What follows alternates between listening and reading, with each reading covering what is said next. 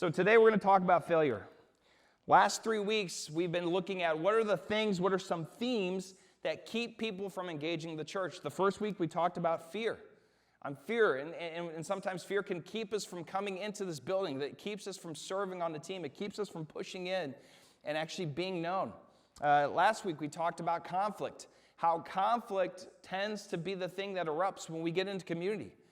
And it was kind of lighthearted at times, but I'll tell you what, this last week, I don't know what happened. Conflict was erupting all over the place. Phone calls, people falling out, getting other phone calls, emails, everything. There's certain conflicts that break out. Happens.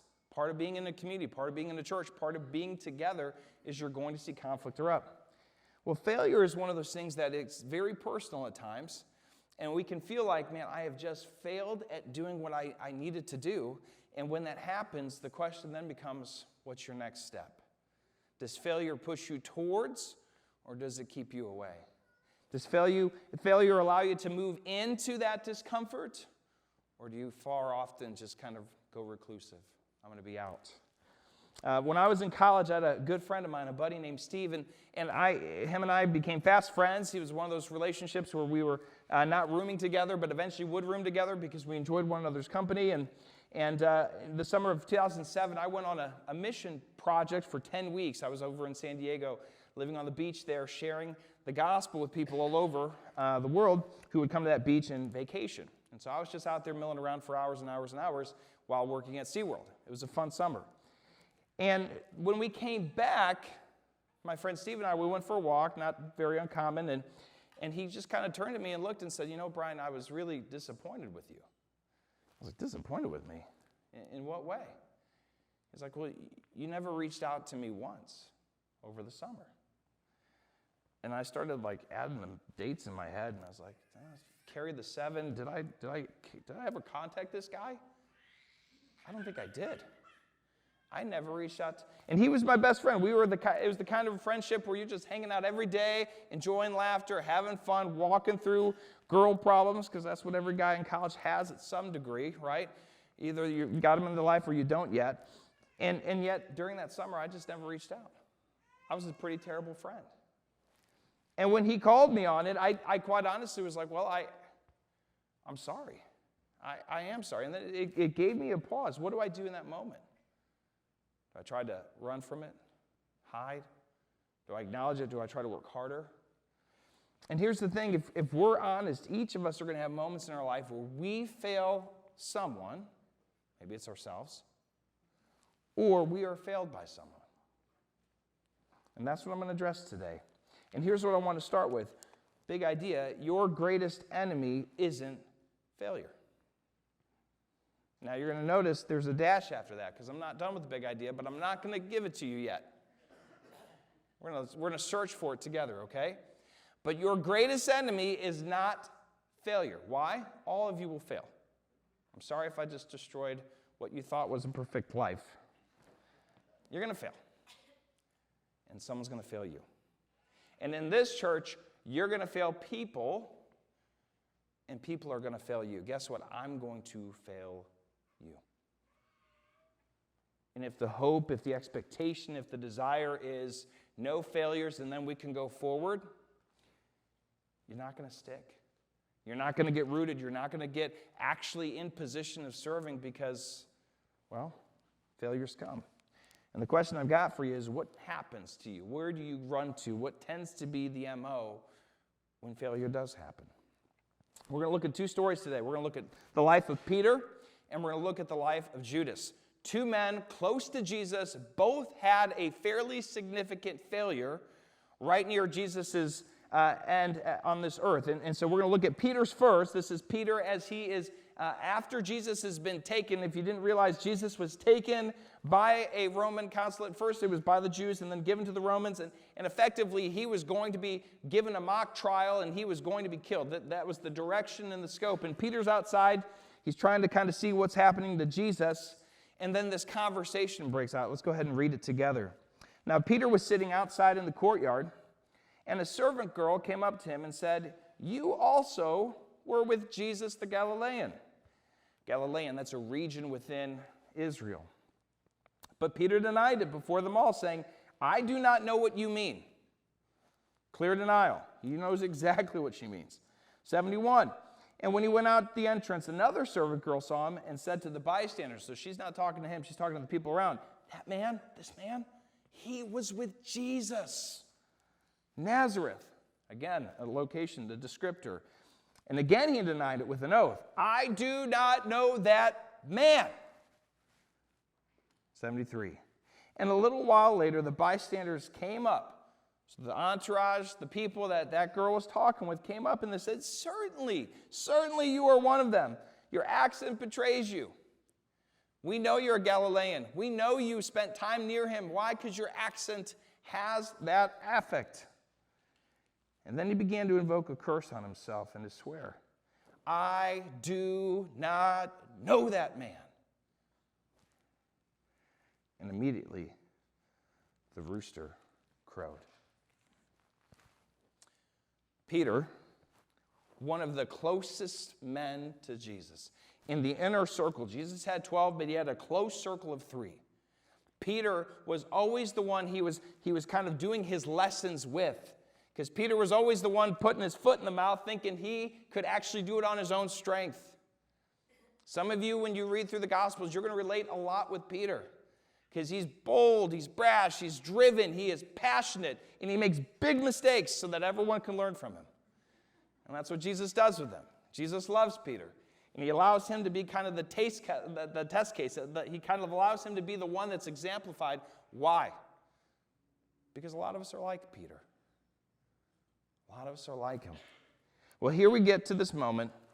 Jesus is being taken away, and Peter just before this said, God, no matter what happens, I will not deny you. No matter what, even if they kill me, I'm not denying you.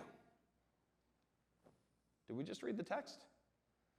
And what did Peter do? He denied Christ. I don't know that man. All of us fail. And there are reasons why each of us fail. And I'm going to give 4. This is an exhaustive list, but this is common reasons why we tend to fail. The first one is fear. Peter was fearful. He was extraordinarily fearful for his life. He knew Jesus is going down, and I might go down with him if I say something. How many of us, out of fear, haven't done what we need to do? How many of us in those moments where we're like, no, I don't want to touch that thing. I don't want to get involved in that. I don't want to say something that could potentially cause a whirlwind of conscience. I'm just going to stay back. Fear. Or how many times do we not push into something because we're fearful? We have a friend. We see him going down the rough path, and we're like, hey, I should probably talk to him. But we don't say anything, and then we justify it. Well, I don't want to, intrude. I don't want to, Bible-splain things. It's like, he is heading down, she is heading down an awful path. I'm checked out. No, it's not me. We justify these things. Here's another thing. Here's another reason why we tend to fail. Busyness. This was me and my friend. I had no animosity. I wasn't fearful to call him. It wasn't that I was just didn't care about him. I got busy. But you know what busyness shows us? It shows us where our attention really is. Busyness shows us what you really care about, because what you really care about, you make time for. So my friend, he actually did have a valid criticism for me. We're hanging out, we're thick as thieves. Again, another phrase that I love. I'm not sure exactly what it means, but we're hanging out, we're tight, we're close. But when I wasn't around him, where's my focus? If I'm honest, it was on me. But I was doing the Lord's work. I'm on the beach sharing the gospel. How are you gonna bomb me for that? Well, you can do God's work and still be a bad friend. You can serve in church. You can do all these things and still actually not meet your neighbor. Still actually not share the gospel, the good news with the coworker that you dislike. Ooh, Brian, that stings. I know. I'm talking to myself here. You're just invited. What about this? Selfishness. Now, we tend to think about this. The classic example is the teenager, you've asked them to clean their room. You've asked them 10 times that day. And it's like, what is wrong with you? Why do you want to live in this? There are literally flies flying around. Selfishness. Sometimes you can put laziness in there. You fail not because you're fearful, not because you're not busy doing anything. You just don't want to. Just don't want to. I don't want to do that. I don't want to take that time. I don't want to take that effort. And this trips us up. This trips us up a lot. A lot of times we're in the you do you culture. You do you effectively says whatever your greatest desire is, that is true, and you've got to pursue it and go after it with all of your life. The problem is, how do you separate those two?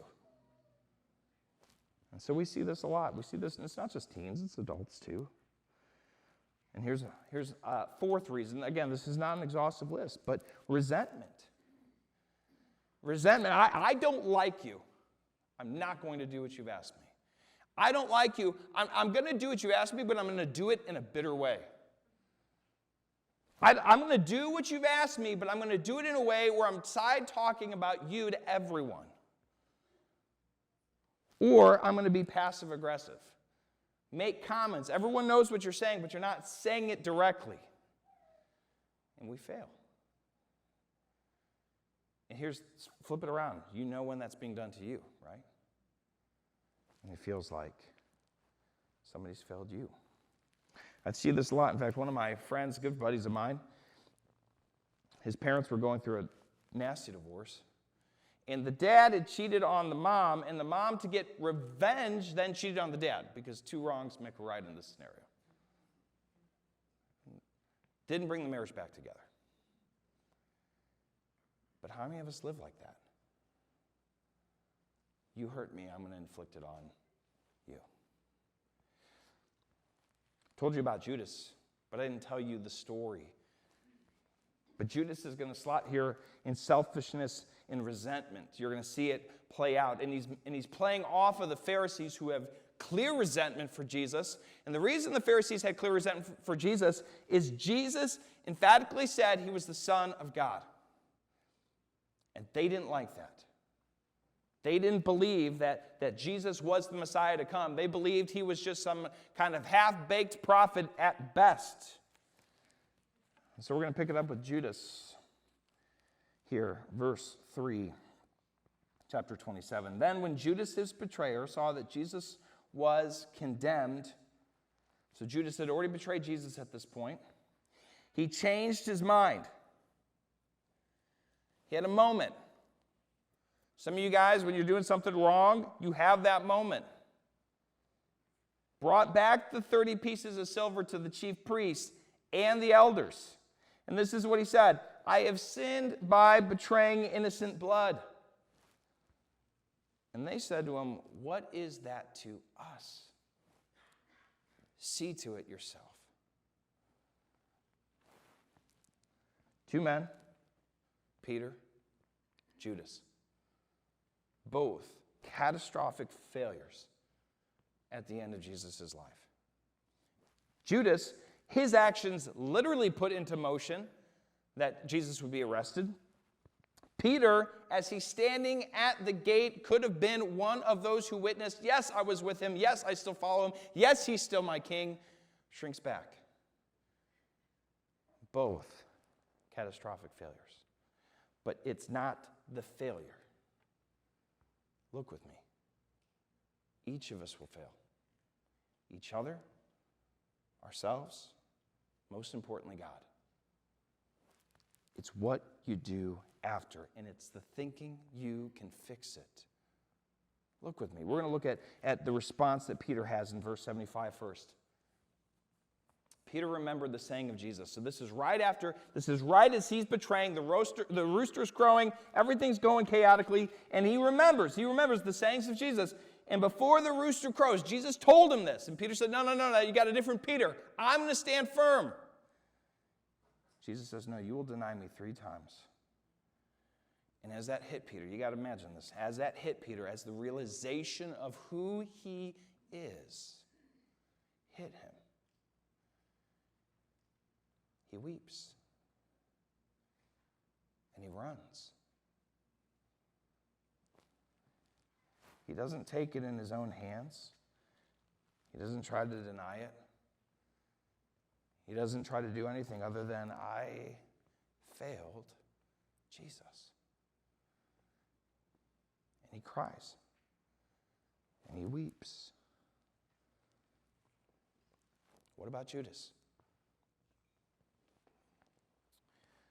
Judas, on the other hand, he throws down the pieces of silver in the temple. He departs. And then he went and he hanged himself. Both men failed Jesus. But look at how they respond. Peter remembers the words of Christ, thinks of Christ, sees Jesus, and weeps before him.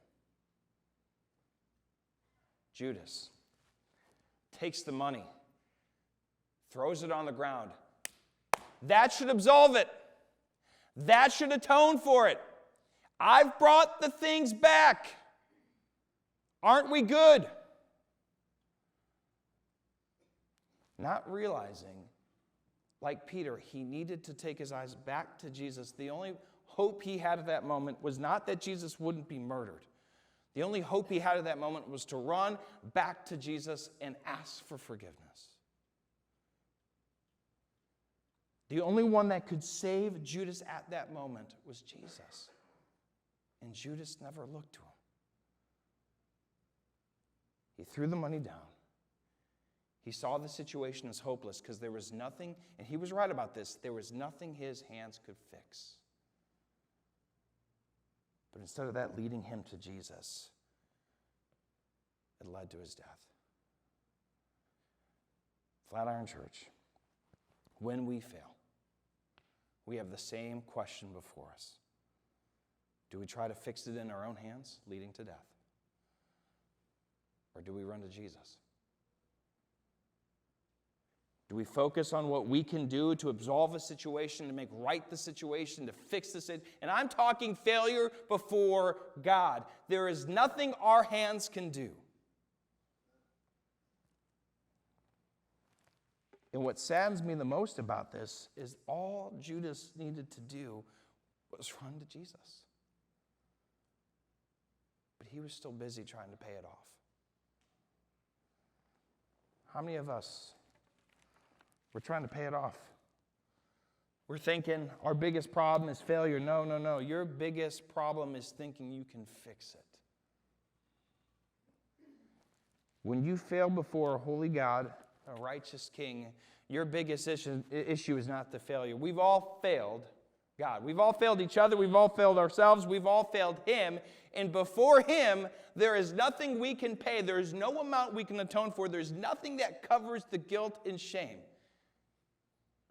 And the greatest thing that trips us up is thinking we can. It's thinking we can fix it. And here's how we deceive ourselves into thinking we can fix the gulf between us and God. You're thinking, I don't believe in God. Well, God knows you.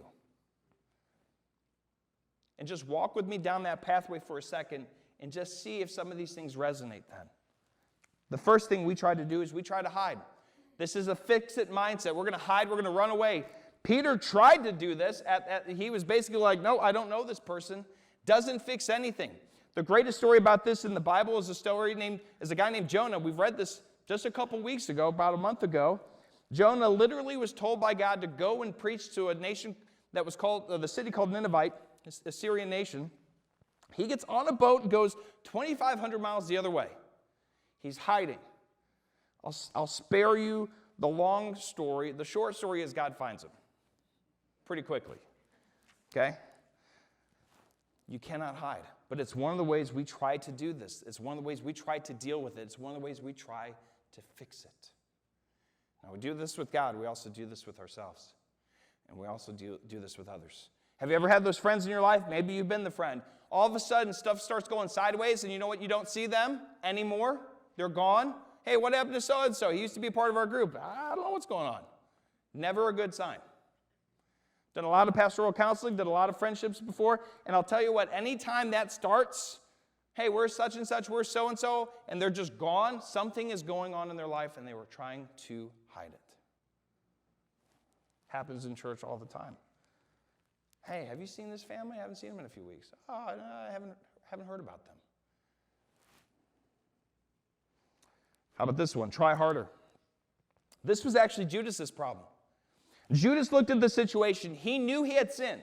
He knew he had sinned. The problem was, whereas Peter looked to Jesus and remembered Jesus' words, Judas looked to himself. I will throw the money back. That should absolve it. Once he realizes the people he's working with are murderous and wicked, instead of realizing it's not in his hands, he can't do anything, he succumbs to the rational thought of trying harder. I'm not enough. I'll never be enough.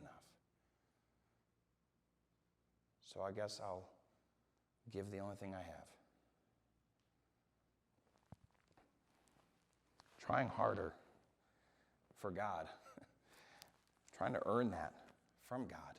You can't. Salvation is a gift given freely. It's not by your works. It's not merited through your favor. It's by repentance you believe. I cannot do it on my own strength. I will not do it on my own strength. Jesus, I trust your strength.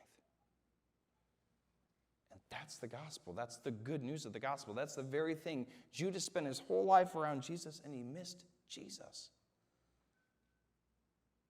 How many of us in here, we're failing at things, we're failing at this, and we're missing the biggest piece of the puzzle. You're spending all that time around Jesus, but have you actually gone to him in your need and said, I'm not enough? Save me. What a shame it would be to live life, to do all the things you do for God, and miss Jesus. And people do it all the time. Here's another way that we try to fix. We change the rules.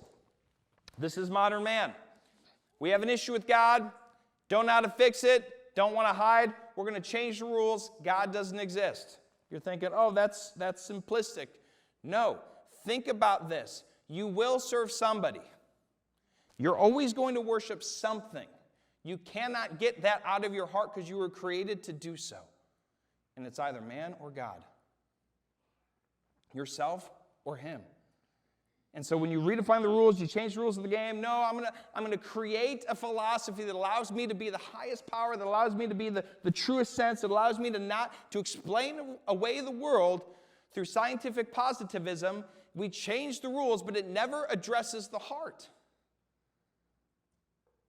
Which is why, oddly enough, the atheists that I do study a few of them, and some of them are very, very bright men, and they'll say that they live like God is real, even though they don't think he is.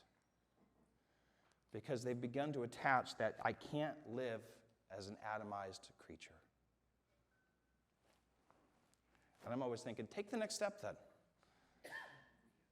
If it's that clear, take the next step. Here's the last way we try to fix it. We want to destroy it. We become murderous. We see the failure. We see the distance. We see ourselves in God. And instead of hiding, instead of trying, instead of rewriting the rules, we become murderous. This is the story of Cain and Abel. If you don't know about the story of Cain and Abel, they're the first brothers that were born into the world after Adam and Eve fell and got removed from the garden, had to go east of Eden. Eden was the garden. And they have these two boys, Cain and Abel. And what ends up happening in this is Abel has these sacrifice that is pleasing to the Lord. And it's aroma that's pleasing to the Lord. And Cain looks at his brother, and instead of saying, okay, what is he doing correctly, he becomes murderous towards his brother. And God actually has this interesting conversation with Cain. He basically says, sin is crouching at your door, and it wants to overrule you. Run from it. But Cain doesn't run from it. He uses murderous thoughts. He uses, if I can just take that thing away, I'll fix the problem. These are the ways we deal with issues before a holy God. But let me go ahead and show you how Peter followed up. Because the end of the story was not Peter weeping.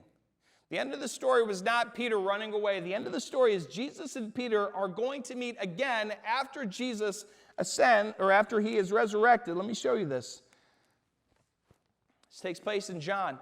Peter is going to be fishing, and he's going to be on the boat, and he's going to notice from afar that this man on the beach, they don't quite know it's Jesus yet, but this man on the beach is saying, "Hey, children, do you have any fish?" And they said, "No." And he said to them, "Cast the net on the right side of the boat." Odd thing for the stranger to tell me to do, but okay. They cast the net on the right side of the boat. And he says, "You will find some." And now, as they cast it, they were not able to haul it in because of the quantity of the fish. In verse 7, when Simon Peter heard that it was the Lord, when his eyes saw who it actually was who had commanded them to do this, he put on his outer garment, because he had been stripped for work, and he threw himself into the sea. This is one of my favorite examples of what we do with Jesus. You don't fix it. You don't fix it by hiding. You don't fix it by trying harder. You don't fix it by rewriting the rules or becoming murderous. Like Peter, the way this thing is bridged is you run to Jesus. Eyes on Jesus, fixed upon him. He is the greatest hope when you failed. And it's both for your salvation the first time you come to him, but every time thereafter. If you didn't know this, you're not perfect. I'm busting bubbles this morning. I know. You're not perfect. This church isn't perfect. How do you stay focused? How do you stay faithful? Eyes on Jesus. Yeah, well, this person said this, and this parking attendant said this, and this guy screwed up this. Eyes on Jesus. How do you stay faithful? Your eyes are on Jesus. If you're looking at the failure, you will stop. You'll absolve yourself. You'll go somewhere else. You'll try to find something else. Why? Because Jesus actually causes us to move in to the failure of other people's lives. How do I know that? He moved into you and me. He moved in to you and me. That's how he does it. It's in our failures that he shows us his grace. It's in our failures that he shows us he's the better king, he's the better truth, he's the better way. We have a world that tells everyone they're perfect as they are, and somehow, simultaneously, they need to change everything about themselves. Try to square that peg. Jesus says, no, I'm the way, the truth, and the life. I'm perfect. I'm gracious. And in me, you'll find rest.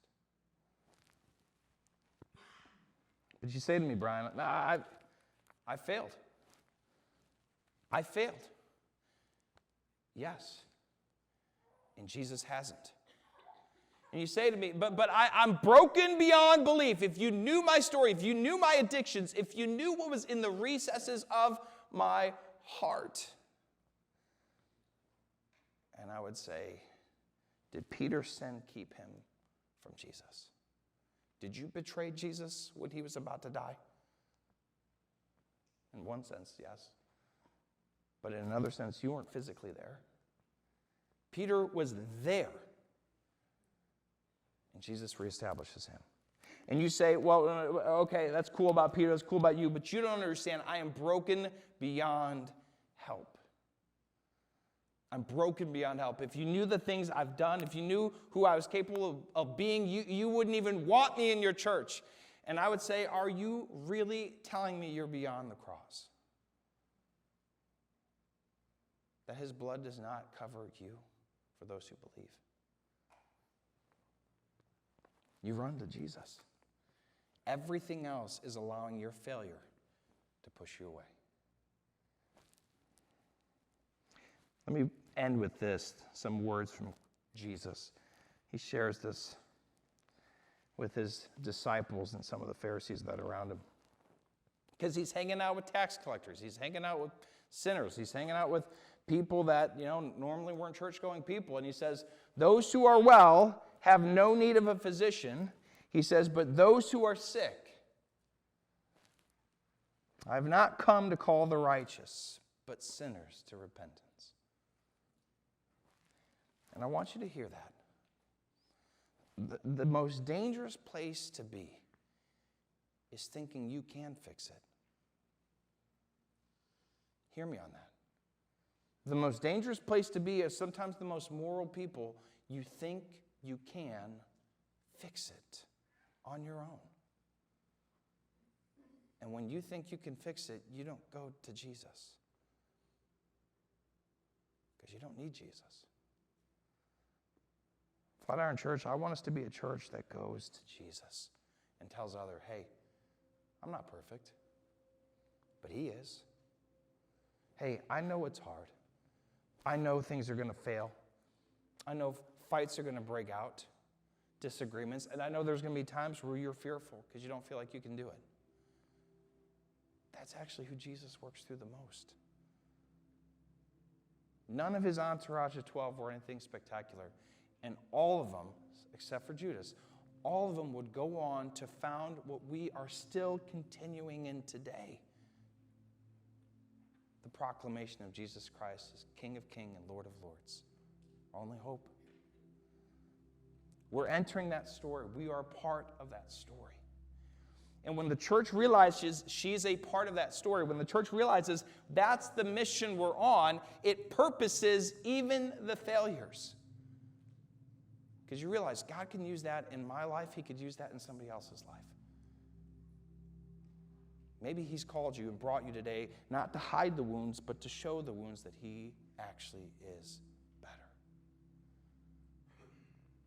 You think, oh, this sounds too good to be true. Look at Jesus' words. I came not for those who are well, but those who are sick.